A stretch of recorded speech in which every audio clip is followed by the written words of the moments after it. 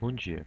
Iremos agora fazer um exercício referente à determinação de um volume de reservatório para um grande reservatório de abastecimento.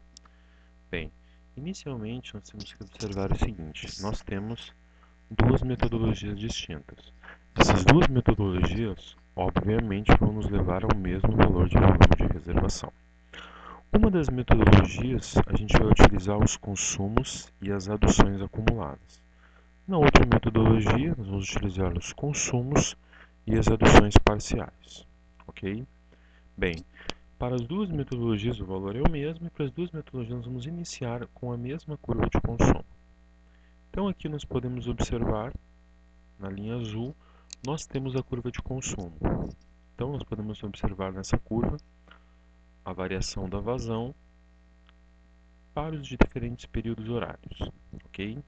A gente observa em azul que nós temos alguns períodos onde a vazão ela é inferior e alguns outros períodos, horários de pico, né? Pico da manhã e pico da tarde, onde o uso da vazão de água ela é superior. Ok? Bom, o que nós fazemos? Com os nossos valores ou com o gráfico, né, nós vamos construir a nossa curva.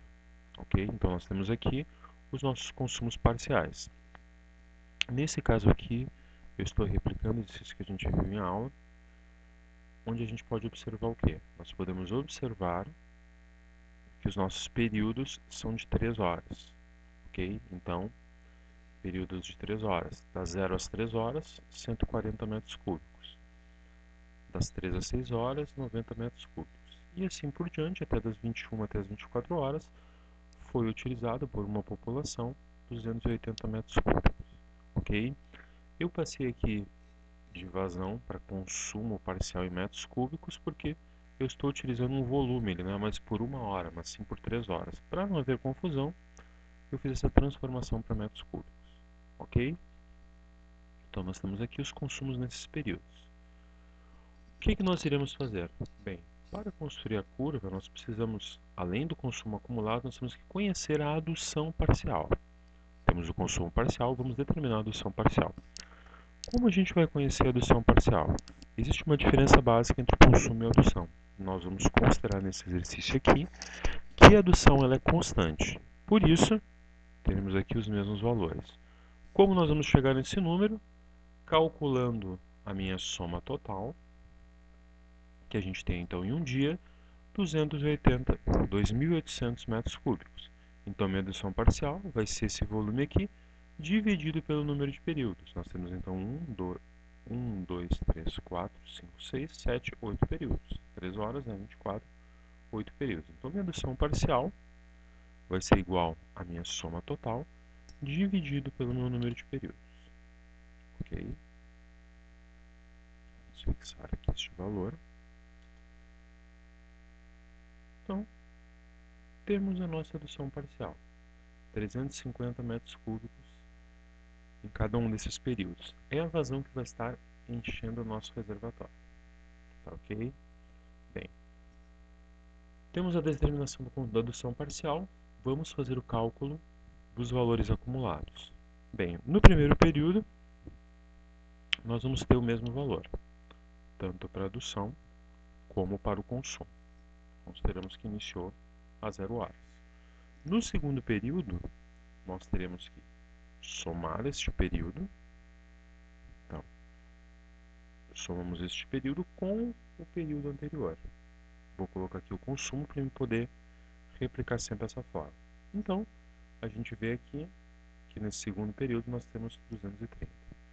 Vamos fazendo a soma, replicando todos, e a gente chega aqui no final, 2.800 metros cúbicos. Não por coincidência, é o nosso valor total. Com a questão da adução acumulada, nós vamos utilizar o mesmo procedimento. Somamos com o nosso valor anterior. Aqui a gente observa, fizemos a soma e chegamos também a 2.800 metros cúbicos, que é o nosso volume utilizado ao longo do dia. Vamos observar aqui do lado. Eu coloquei um gráfico, né? E esse gráfico do consumo acumulado pela adução acumulada foi gerando. Podemos observar que a gente tem uma variação E podemos observar também que a gente tem uma reta, já que a gente considerou que a nossa bomba vai estar funcionando no mesmo vazão todo dia. Como que a gente vai saber qual é o nosso consumo? Bom, o que a gente tem que compreender é que existem alguns períodos onde nós temos, né, um consumo inferior à adução. Então, nesses períodos, o nosso reservatório ele apresenta uma inclinação menor do que a inclinação da adução. Então, nesse período, o reservatório está enchendo. Em alguns outros períodos, nós temos uma inclinação superior à inclinação da adução. Então, nesses períodos, a gente está tendo um esvaziamento. Só a gente observar aqui, né? Pelos valores, por exemplo, nesses trechos aqui, nós temos mais água saindo do que entrando. Como a gente vai determinar o nosso volume do reservatório?